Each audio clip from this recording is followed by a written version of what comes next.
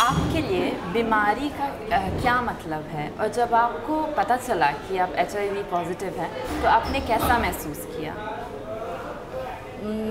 যখন এই রোগটার কথা জানি যে HIV আমার একটা যৌন রোগের সমস্যা হয়েছিল, যার জন্য আমাকে HIV টেস্ট করতে হয়েছিল।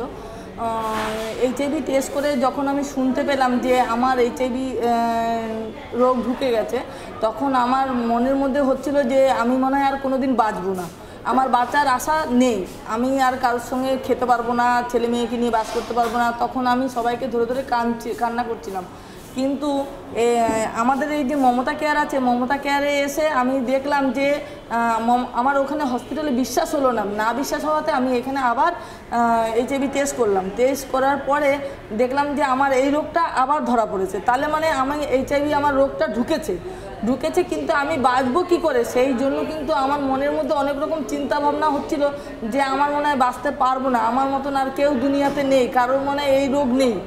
কিন্তু যখন দেখলাম যে না, আমাকে যখন তাপসী কাউন্সিলিং করলো, তখন আমি বুঝতে পারলাম যে সত্যি আমার মতন এও একটা মেয়ে ছেলে, এর এই রোগ আছে, এর চিকিৎসা করছে, বাঁচছে। তখন কিন্তু আমাকে সেই দিশাটা দেখিয়ে দিয়েছে যে আমি কি করে বাঁচবো, অনেক দিন বাঁচতে পারবো কি করে, সেই বাঁচার আশাটা আমাকে সেই রাস্তাটা দেখিয়ে দিয়েছে সে, যে হসপিটালে তোমাকে যেতে হবে, তোমাকে চিকিৎসা টাইম করাতে হবে, CD4 কাউন্ট করাতে হবে, CD4 কাউন্ট 6 মাস পর পর করাতে হবে। কেন? CD4 প্রতিরোধ ক্ষমতা ভিতর থেকে যদি তোমার কমে যায়, তখন কিন্তু তুমি CD4 যদি না কাউন্ট করো, তাহলে তুমি বুঝতে পারবে না যে তোমার ওষুধ দরকার কি দরকার না। সেই জন্য 6 মাস পর পর গিয়ে CD4 করানো হয়। আর ওষুধটা যাতে না চালু হয়, তার জন্য নিজের মানসিক চিন্তা দূর করতে হয়, যাতে আমি কোনো চিন্তাভাবনা না করি। চিন্তাভাবনা যদি করি, তা সেখানেই আমার প্রতিরোধ ক্ষমতা কমে যেতে পারে। এই ভাইরাসটা এমনই, মানুষের শরীরে প্রবেশ করলে রক্তকে শূন্য করে দেয়। যদি আমি চিন্তাভাবনা করি, তাহলে আরও প্রতিরোধ ক্ষমতা আমাকে নষ্ট করে দেবে, সেখানে আমার আর বাঁচার আশা থাকবে না। তাহলে আমি যদি না বাঁচি, তাহলে আমার ছেলে মেয়েকে কে দেখবে? আমার তো দুনিয়াতে মা বাবা ভাই বোন সবাই আছে, থাকলেও কেউ পাশে নেই, কিন্তু আমাকে তো আমার ছেলে মেয়ের পাশে থাকতে হবে। সেই জন্য আমার বাঁচার অধিকারটা আছে। আমি বাঁচবো কী করে? হসপিটালে চিকিৎসা করে বাঁচতে হবে আমাকে। এবং আমাকে যদি ওষুধ, যখন CD4 কাউন্ট কমে যাবে, তখন যে ওষুধটা চালু হবে, সেই ওষুধটার নাম হচ্ছে অ্যান্টি রেট্রোভাইরাল থেরাপি, যে ওষুধটা সারা জিন্দেগির জন্য আমাকে খেতে হবে। তাহলে আমি চেষ্টা করবো যাতে আমাকে ওষুধটা তাড়াতাড়ি চালু না হয়, আমাকে বাঁচতে পারি আমি বেশি দিন। সেই জন্য আমাকে সেইভাবেই চলতে হচ্ছে যে আমি ওষুধটা যাতে এখন না খেতে হয়। CD4 কাউন্ট এখন করে দেখছি 577 প্রথম থেকেই আমাকে একভাবে হয়ে আসছে। 6 মাস পর পর CD4 কাউন্ট করছি, 577ই আছে, কমেনিও বাড়েনিও। কিন্তু আমি কেন আমার এক রয়েছে, আমি মানসিক চিন্তা করছি না, বা আমি আমার শরীরের উপর কোনো প্রভাব ফেলছি না, কোনো শরীরের প্রতি কোনো মানে অত্যাচার করছি না। সেই জন্য আমার CD4 কাউন্টটা ভালো আছে। আর এই ওষুধটা যদি আমার যখন চালু হবে, তখন আমার নানান ধরনের সমস্যা হতে পারে। সেই জন্য সমস্যাগুলো যাতে আমার সামনে না আসে, আমি নিজে সচেতন হয়েছি। সেই সচেতনটা আমি 5 জনকেও সচেতন করছি। আমি রোগটা সম্বন্ধে একটা কথাই বলতে চাইছি, যে আজকে আমার এই রোগ হয়েছে, আমার মতন যাতে আরও কারো না হোক, সেই জন্য আমরা সেইভাবে প্রচার করছি। কিন্তু যদি যার হয়ে গেছে, তার জন্য যাতে সুযোগ সুবিধাগুলো সবাই আমরা পাই, সে যে অধিকারগুলো আছে আমাদের উপরে, HIV পজিটিভদের উপরে, সেই অধিকারগুলো যাতে আমরা সবাই বঞ্চিত না হই, সেই অধিকারগুলো যেন যে জানে, সেই যেন অধিকারগুলো নিয়ে আমাদের সঙ্গে আলোচনা করে আমাদের অধিকারগুলো পাইয়ে দেয়।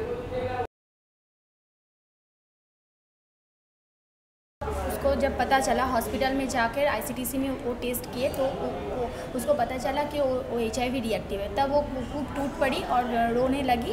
फिर उसके बाद वो दूरबार में आई, किसी तरीके से दूरबार में आके दूरबार का जो ICTC है, यहाँ से उसका जांच हुआ खून का, तो उसे पता चला फिर से कि वो HIV पॉजिटिव है। फिर उसको कन्फर्म हो गया कि वो HIV पॉजिटिव है, तो वो बहुत ही रोने लगी। तो यहाँ का एक दीदी थी, तापसी नाम उसका, वो भी HIV रिएक्टिव थी।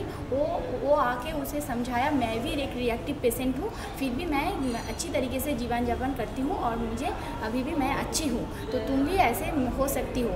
अगर तुम ठीक तरीके से जीवन यापन करो तो तुमको HIV हुआ है, ये तो है, HIV प्रवेश किया है तुम्हारे शरीर में, पर एड्स नहीं होगा तुमको।